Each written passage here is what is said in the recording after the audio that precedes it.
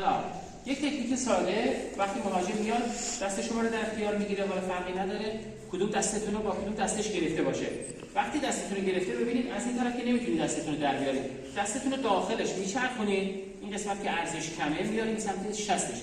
حالا به قسمتی که من میتونم اینو میکشم و راحت دستمو در میارم. ببینید اگه اون یکی دستم بگیره دستمو دوباره میچرخونم و درش میارم. خلاف جهت دست اون طرف که گرفته من راحت دستمو میارم. با یکی دست بگید دست مخالف، دست راستش الان دست راست منو گرفته، الان که اینجوری نمیتونم درش بیارم، دستمو میچرخونم. وقتی این قسمت دستم افتاد به سمت شستش راحت درش میارم. اگه دو تا دستم بگیره دقت میکنید دستتون رو میچرخونید به سمت شستش و در میاره. ببینید میچرخونم سمت شستش و راحت دستمو در میارم. آقا مبین اجرا میکنه. ببینید من با دست چپم دست راستش رو گرفتم، میچرخونه به سمت شستم و راحت دستش رو آزاد میکنه.